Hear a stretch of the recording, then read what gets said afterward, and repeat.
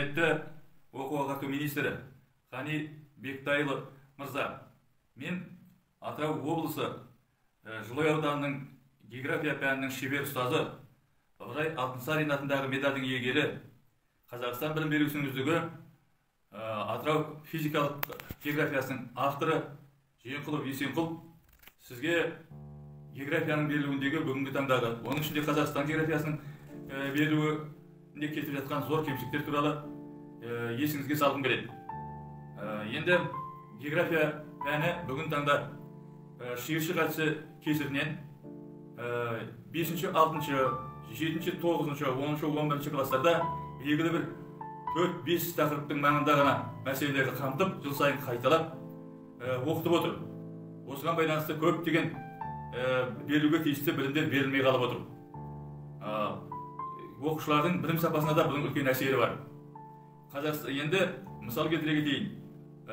Мен мекендейтін Атырау облысынан 11 есе кіші Израиль мемлекеті география пәнінің шәкірттерді оқытудағы отаншылдыққа тәрбиелеудегі патриотизм сезімдерін оятудағы маңызын ескере отырып, 2 курс 2 сағаттан оқытып отыр.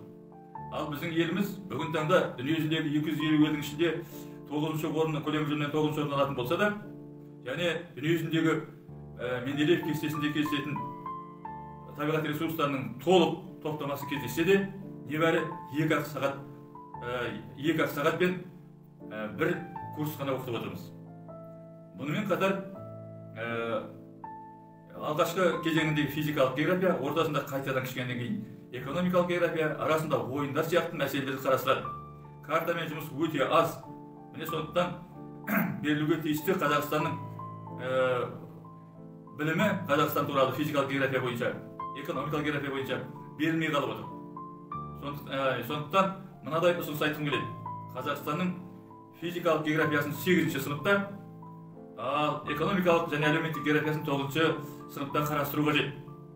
Себебі 10-ші сыныптан бастап мектептегі оқушылардың көпшілік бөлігі колледжге және басқа да оқу орындарына кетіп қалады.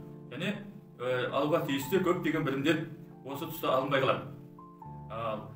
Мұндай олқылықтарды жібермес үшін, және оқушылардың пәнге деген қызығушылығын арттыру үшін, оның ішінде Қазақстанға өзінің отаны туралы терең білім беру үшін, біздер міндетті түрде Қазақстанның географиясын 8-ші және 9-ші кластарда оқуды ойластыруымыз қажет.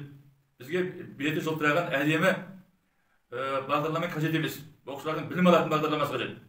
Оқушылардың сол пәнге деген сүйіспеншілігін арттыратын бағдарлама керек. Осы жағдайда Қазақстанның географиясының берілуі, жалпы географияның берілуі және өте төменгі деңгейде екенін сіздің есіңізге салғым келеді.